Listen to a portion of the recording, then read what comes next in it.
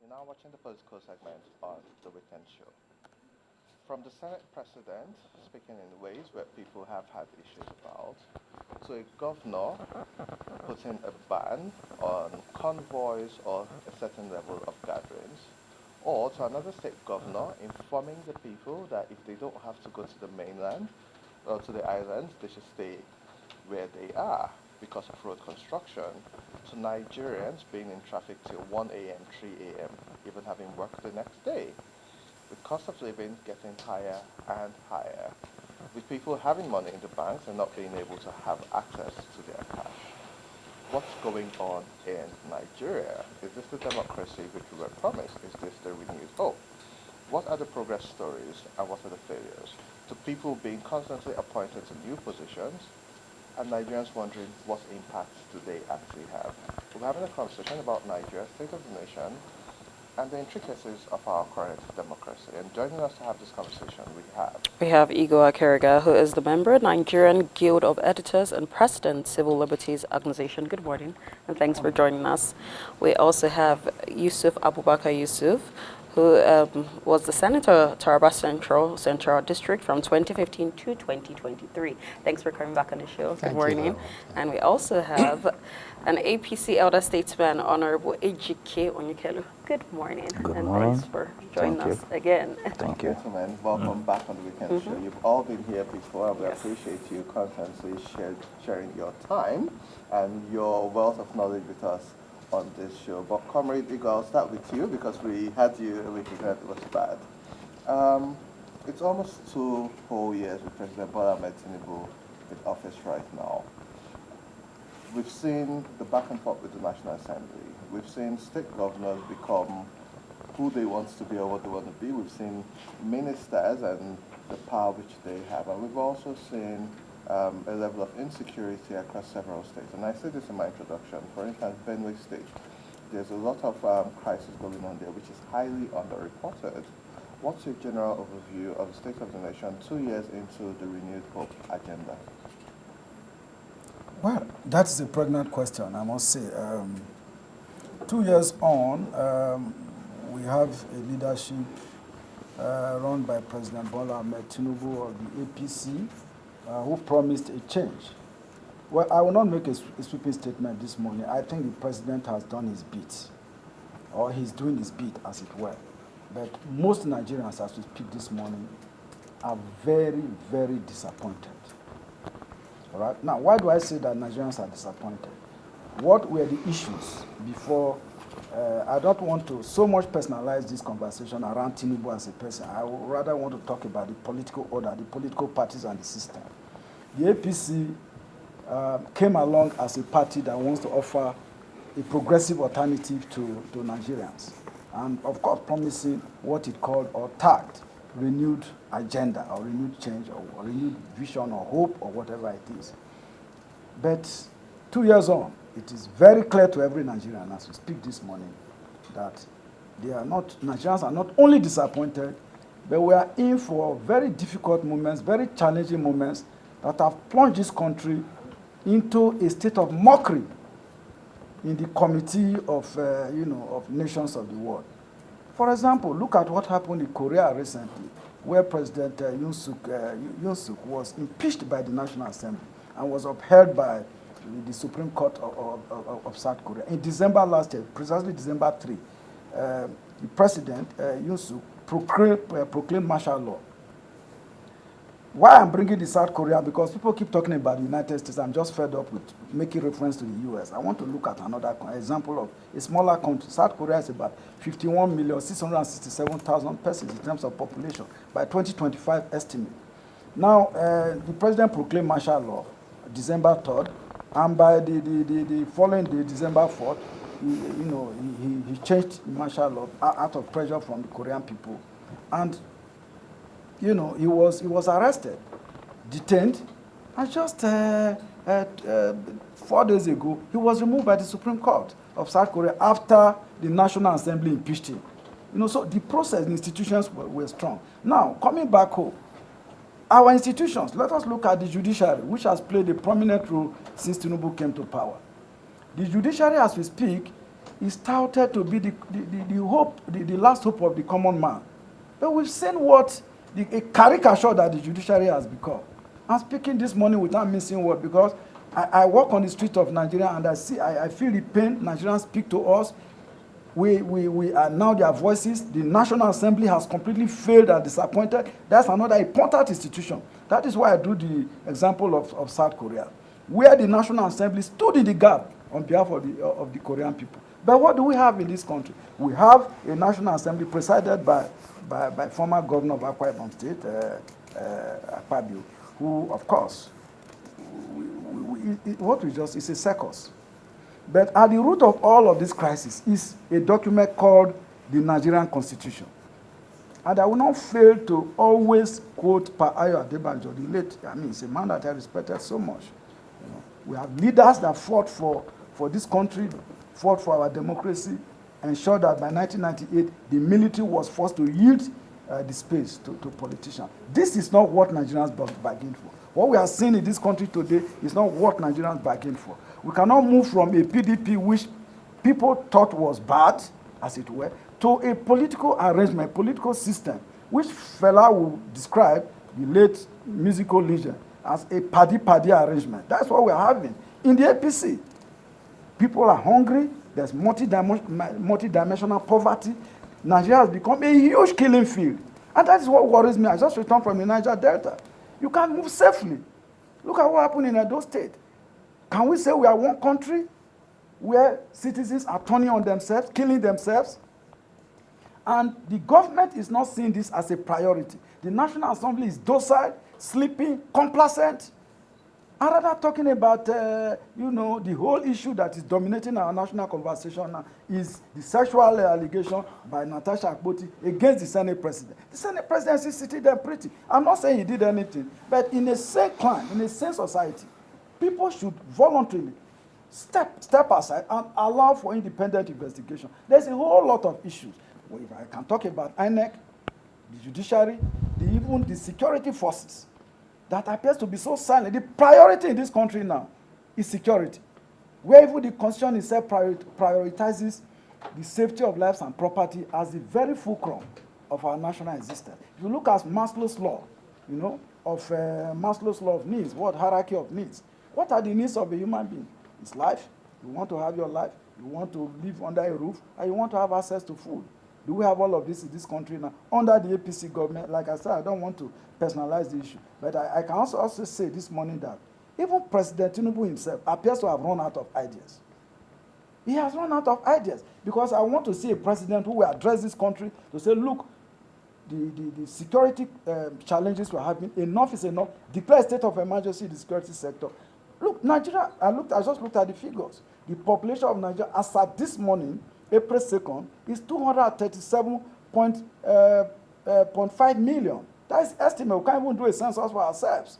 So we have a whole gamut of problems that has pushed everybody into a difficult situation where me, Igor Akerega, sitting here this morning from Delta State in Niger Delta, an oil producing region, does not have access to my resources. I don't even know what happens to the resources. It is brought to the center, distributed. Everybody comes to Abuja with a cap in hand every month, takes money, go away, and nobody knows what is happening.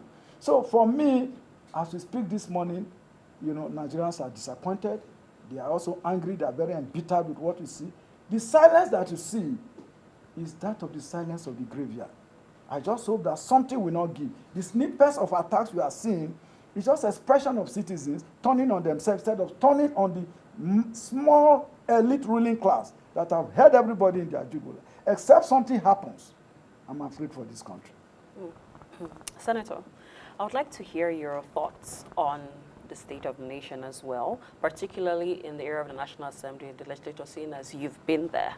I want to know how can we ensure now that legislative decisions, reflect the interest of Nigerians instead of political vendettas, as we've been saying so far? Well, thank you very much for this question. It is also, a very difficult question. Difficult in the sense that in the past I have said here, there's something they say garbage in, garbage out. So long as you have people who go in there who do not have the competencies, who do not have the mind for the Nigerian people, who went there not as a result of any other thing other than, impunity of the party. And what do you expect to have? I'm sorry to say this, but there are so many parliamentarians who do not fit to be there. So if people do not fit to be there, what do you expect the outcome to be? And for me, the 10th Assembly, in my own opinion, has not lived to the expectation of the Nigerian people. I know we have this, running battle, right from the 7th Assembly, 8th Assembly, 9th Assembly, and even 10th. Each time, the Nigerian people, feel, especially the Senate, is not living to the expectation of the Nigerian people. And we continue to have this. The thing is right from the formation of the people who contest, for the primaries, who contest, for the elections. That is where you have this kind of things coming in. If the party, whether it's APC, PDP, or whichever it is, for me, they are all the same in terms of impunity. They are not different. Party, it is the dictatorship of the party that will bring in the type of people that they feel should do the bidding of the class, not the bidding for the Nigerian people. Yes, I was there, and even during our time, we have been accused of rubber stamping and what have you, but there were times that we stood our ground, against the executive. I'm not saying that, our members are elected to go and fight the executive, but the way things are happening now, the impunity has increased. The body of the legislators do not have a credible challenge on the leadership of the parliaments. And that is why we have problems. People should withstand. People should tell the Senate President, the Speaker, the truth, the whole truth, and nothing but the truth. We roam about in this country, just as Comrade has said. We know what the feelings of the Nigerian people are and what the expectation of the Nigerian people, so long as you do not carry. I don't know how many, of the parliamentarians have offices in their constituencies. During our time, we had offices which we relate for instance, every Wednesday, the live program of the Senate has always relate at my own constituency. Everyone is their life.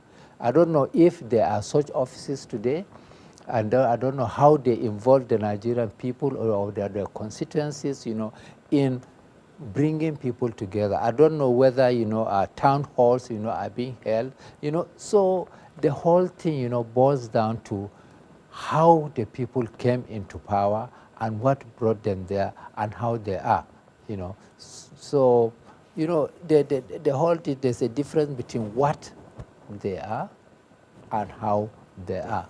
I think the emphasis should be how people should be and not what they should be. Yes, you have senators, you have members, House of Representatives, you have ministers. So what? You could have crooks, who should be in there. But when you talk about how, that is very important. We are talking about pedigree. Many of us, in this country, fell short of having, pedigree. I cannot have, a baggage, hide the baggage, whether it's from outside the country or from where, and then I come and contest election. People do not, INEC does not, I don't know, the law gives INEC to even check, the credibility of the people. Maybe, it's high time we break the INEC, the Electoral Act into two. Just like we have, CBN Act, and then we have BOFIA, Bank and Other Financial Institutions. Maybe we should break it into two. We should have, one session entirely looking at the type of people that are going to rule us in this country. I think so many of our colleagues so many of our citizens in this country have been saying that, look, why can't they test the parliamentarians, test them, are they actually okay? you know, just like he said, even what is happening in the Senate and House of Rep is silence of the grave. People do not want to talk again. Most of the time, the Senate that I observe, most of the time, they are less than half doing, you know, the parliamentary business. And then you begin to wonder, are they at all interested? Are they doing the oversighting, you know, that they should do? Are they doing the lawmaking? Are they visiting the constituency? Are they representing the constituencies? So there are so many, you know, issues there. But in my own opinion, I think, you know, this thing should start from the selection of the candidates that contest for every political party. Thank you very much, Senator. Honorable Ejike, you were here before the elections and you had so much focus in the Renewed Hope agenda and your party. Now we've heard complaints in some cases where they have spoken about the selection of people, and some people have said the president is giving the juiciest position to people from his region. But besides that, we're looking at the impact and efficacy of the people in power. I can say this as a Nigerian that I'm quite impressed with the work Olukumi Ojo is doing as a minister. I traveled and got into the country and I didn't need to speak to anybody. The self-service kiosk. You saw that work. We've seen passports. This administration will tell you of the Students' Loan Fund. We see the improvement of the roads in Abuja thanks to the Minister of the FCT. However, if you have close to 47 ministers, and I can mention just about 2, would you say this is a failure? Because say that's less than 20% of the people who have been appointed in power. It shows on one hand that things could work, but it also shows that there's a gap. So who is holding your party and the president accountable? And 2, do you think so far this has been a success? All right, thank you very much. From overview, when we look at the situation at hand, severally each time I say that, I always make a comment that I represent the interest of the people, not of the party or the politics or the personal. So if we the ruling party, but I want to, before I digress, I just want to make this one point. I understand that Nigeria, there's so much complaints, okay? And yes, it affects everybody. I'm not exempted. So, but most times we look at there is no easy route to success if we must focus on that aspect. Anyway, I will drop it then and come back to the question if I think this is a failure to my party. Right now, I will not completely, said we have failed Nigerians. No. It's too early to draw that conclusion, even though we have spent 2 years on the state. Yes. I know some people may react to that, which I just said, yes. Moreover, I also wouldn't want to, blame the parties we took over from, like the PDP, who have held the party for 16 good years, and a lot of things had happened, and they're trying to make some corrections and all of that.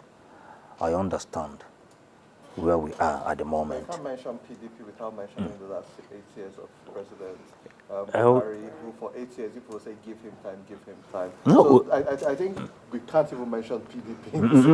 PDP was there for 16 good years. Now APC took over, and we are 8 years. Yes, yeah, we are in 10 years now. So we still have 6 years. So if that's not, but we are not, we are not, no, we are not doing. I'm not here for comparison. Yes, yes. If we say that we have what it takes to correct the error, yes, I think we have what it takes to do so. But for the meantime, looking at the situation, honestly, I of a person personally, am also bittered the way things are going in the country. Why? Because there are a lot of complaints administrate.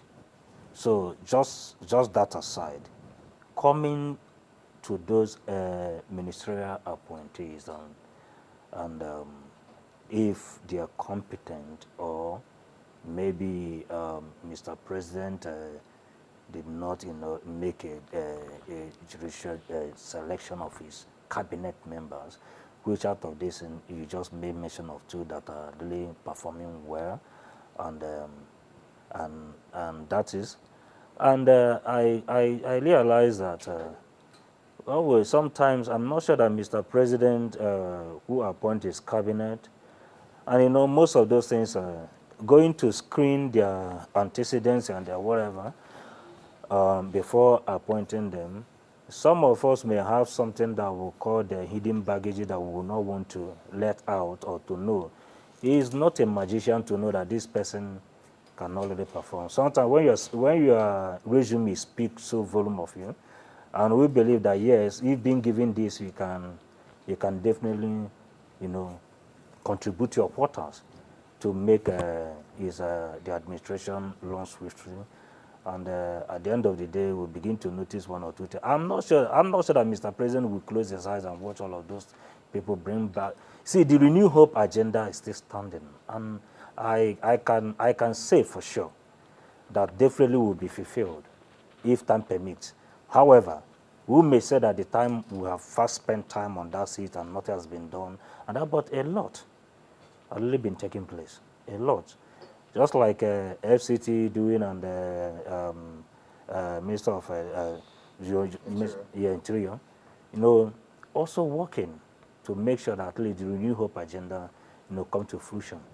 In all of this, at this point in time, I really will personally even suggest, if I may, Mr. President, who have appointed those that feel like they are not really performing credibly as expected, should be in better position to call your staff. What are you doing? I appointed you, and this is not, and this is expected and not forthcoming. So he can make a change. He can drop on their point.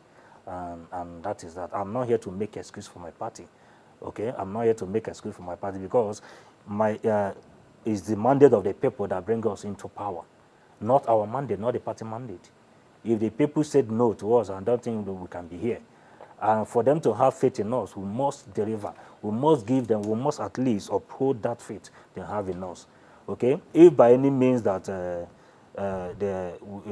we are not living up to the expectation, I can't sit down here and say that my party, we must impose things to the people and expect them to be happy about that. But no. The fact is that if the people are complaining, is something that we must go back and look at it. Fine. Why are people complaining? Okay, fine, this and this. Yes, it's expected of my president to at least come out and say to, okay, talk to the people. Okay, this is fine. This is why this is. At least it will be a lift. Okay, renew that hope to, okay, we are still on this. Okay, working and doing so forth and so on, and that is that. But I tell us for a fact is that APC will not fail this country. No, if you can agree. If you can, it's your prerogative not to agree. But I tell us the way to success is very rough. It's not an easy route. There's a lot of baggages in this country that needed to be corrected. It's not just a switch that we can just go on it and off it at any time you place this with. This takes processes. I know that the policies is very difficult at this point in time, but I tell us at the end of the day we have a very cause reason to celebrate, because there is nothing good come season. Definitely, I tell you. Okay, Yes. before we go back to our other guests and bring in ways to move forward, as a member of the APC and in Nigeria, what are your own thoughts on how APC can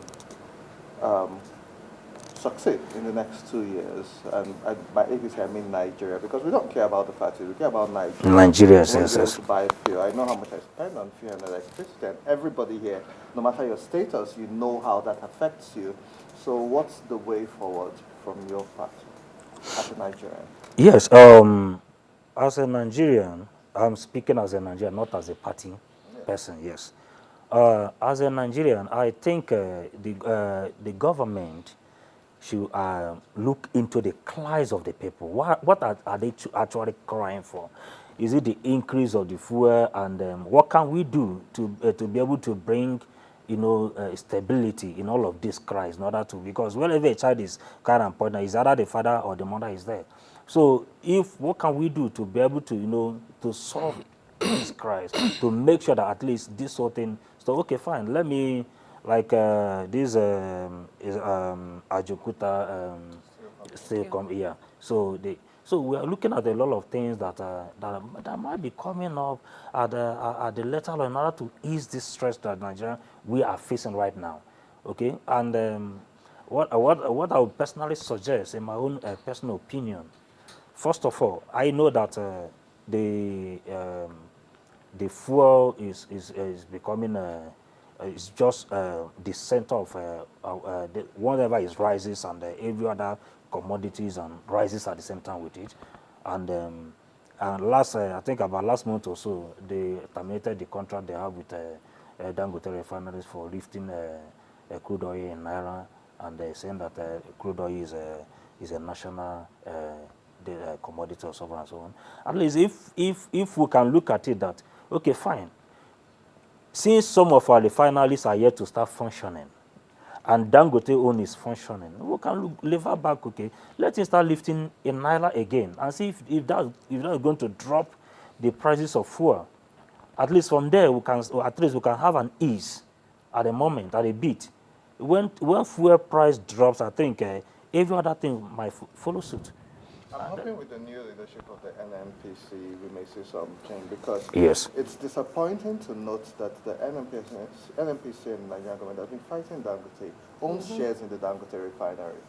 And so we do hope that the new leadership has some direction, because this is now becoming a disgraceful scenario if you want people to invest in Nigeria, buy our fuel, but stakeholders within the same private refinery are the biggest challenge. And so I do take note of your Yes, point. and I think that is the reason why Mr. President has to remove the former GCO and reappoint another person and whatever. I think he's also thinking toward that direction to see how this is going to help us. Thank you very much. Yes, Comrade, I would like to hear your thoughts on what Honorable HK said. With 2 years in, do you think we still need to give the president more time, like he said? That's my first question. And secondly, what urgent steps can be taken in order to, restore public trust in the government? More time for the president. It appears the president is one man in the team. Yeah, he picked his team, he picked his cabinet. You can even see that this honorable, who is a member of the APC, is struggling to explain to Nigerians, the failures of his own party. It is palpable, it is clear, it's visible before everyone. Even if you are deaf, you could hear the sound of poverty everywhere. You could hear the sound of killings and all of that. If you are blind, you could hear the sounds. So it's everywhere. It's very not just palpable. It is visible. People can now feel the poverty. But when you are hungry in your stomach, there's no food. You don't need anybody to explain to you that you are hungry. All right. So 2 years, I can just clearly say this morning that it's 2 years of catastrophe, because the president said he has his job well cut out. He said it means that he told Nigerians when he was campaigning that, that this whole idea of becoming president of Nigeria, is a lifetime ambition, that he's been preparing for it. And the campaigners, his supporters, relish Nigerians with slogans like, oh, the president fixed Lagos, Tinubu fixed Lagos, and he was going to bring the Lagos expertise to bear on national development and all of that. But we've seen that, as I said earlier, the president has done his best. But what I see of him seems to be a man that is also tired. He appears to have run out of ideas. He's drained, as it were. Because one, if I were to become president of Nigeria today, you must be able to isolate the problems and the challenges. What are the immediate problems facing Nigeria? People talk about health, about education and all that. I do not even think so. The first problem facing Nigeria now is to build institutions, to make institutions very strong and independent of the president, of the center, of the man who calls all the shots. That's one. Two, security. Once there's no security, you can't go to the hospital, you can't talk about education, you can't talk about anything. And security is all encompassing. You can't drive, if you fix all the roads and they are looking good, the president is building the east-west road, they are building and all of that. And if you can't drive through the roads peacefully, so what is the essence? As I told you earlier, I can't drive my car from here to Delta, where I come from. So what am I a Nigerian? Should I be proud to call myself a Nigerian? You have the distinguished senator told us here, you know, that it appears we are progressing from bad to worse. What I can remember really is that under former Senate President Bukola Saraki, you could see nobody is asking the Senate to go and fight the president, fight the executive. But that the Senate or the Nigerian parliament constitutes the voice of Nigerians. When things are going wrong, we expect the parliament to stand its ground and not to, we saw Ahmad Lawan, you know, we thought that was very bad, that is the ninth set. We thought, oh, that was the worst that Nigerians can have. But we're not seeing a gospel like Akpabio-led Senate that has become a disgrace to the extent that Natasha Akpoti has to go to the International Parliamentary Union, you know, to take a case there and be discussing sexual harassment and all. How do you want the international community to look at Nigeria as a country? I feel very ashamed. I am mentally and emotionally destabilized as a Nigerian, and I'm sure most Nigerians watching us this morning will feel so. Now, you talk about fuel. On the first day, the president said fuel subsidy is gone. What is the remedy for it? What is the alternate plan? When you say it is gone, you know there's going to be ripple effect. We've seen the ripple effect. It has beaten everybody so hard. It has driven the economy underground.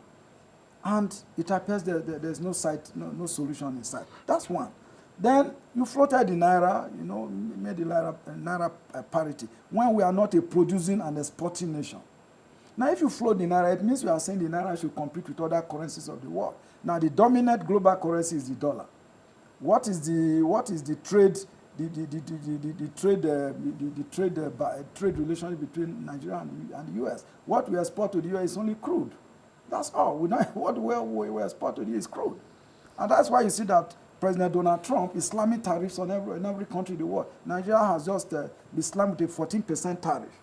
Now, how we respond to that? Can we actually respond? I doubt if we can respond. Are you going to next say, oh, you want to do reciprocal tariff slam on the U.S.? We'll just suffer for it. So, for me, generally, we are not prepared. Then you talk about corruption, which is also another bane that is biting so hard. What immediately comes to mind is Yahya Bello. He's a member of the APC. When he was arrested, we saw the charade, people, he's being chased around Abuja and Kogi State. And I was telling people, look, this thing is going to end up in nothing. It's just like, it's all sound and fury that signifies nothing. Who's talking about that now? How many people has effectively? We're not talking about the small individuals, Yahoo boys and some small tips, petty tips. The big tips, the big players, those who are fleecing this country, who are stealing us dry. Look at the trillions of naira in budget. Every year, trillions of naira are passed in budget. Look at the budget of this year, 2025. At the end of the year, they'll say, oh, the budget performance is low, it's below 45%. So where did the other monies go into?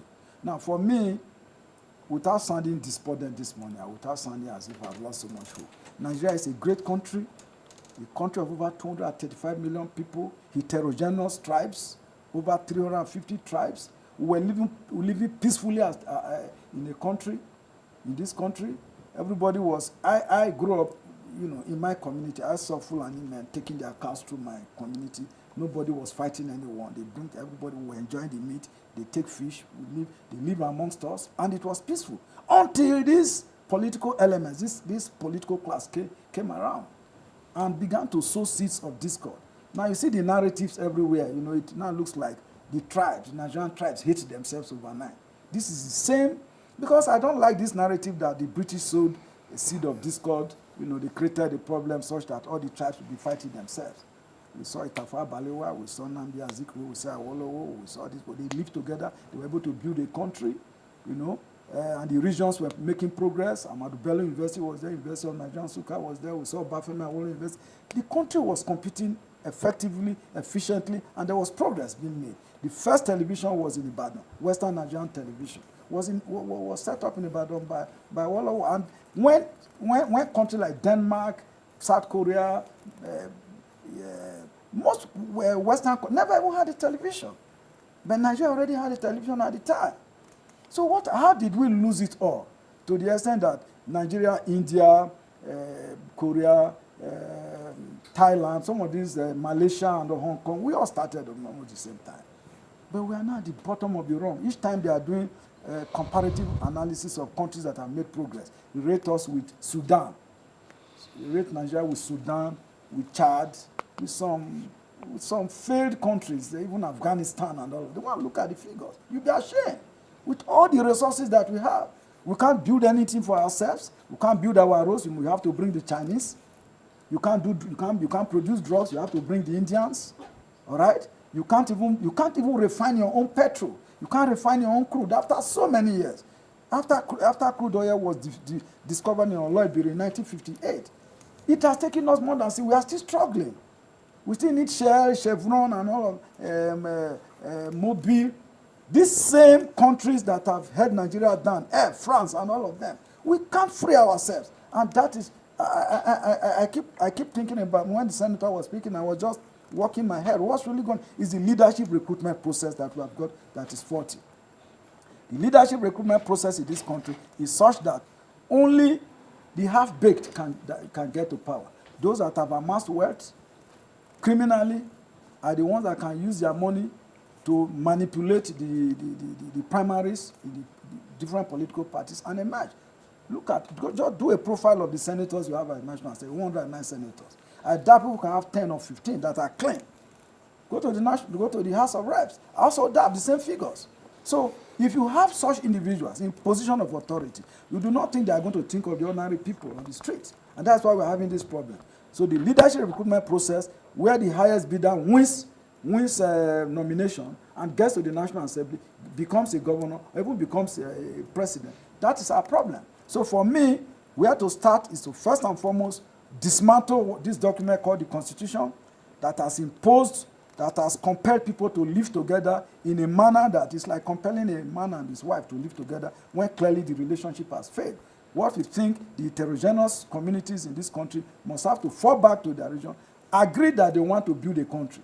Because now you still fill forms where they ask you for your local government, your religion, and all kinds of questions that clearly provides for discrimination. Because the person who is going to review that form that you have filled, if he's a Muslim, for example, or you're a Christian, he's likely going to pander to his own religion. Then if he's a Christian, he will not, I would prefer a Christian to be here. And we don't build a country like that. Okay. So these are the issues. So for me, the challenges are very clear. The work is well cut out. But who is going to get the job done, that is the challenge. I do not see this set of people that they are ready to get the job done. So we'll wrap up with you. All of this, we can see that the calculations for 2027 has begun. You've heard conversations about coalitions.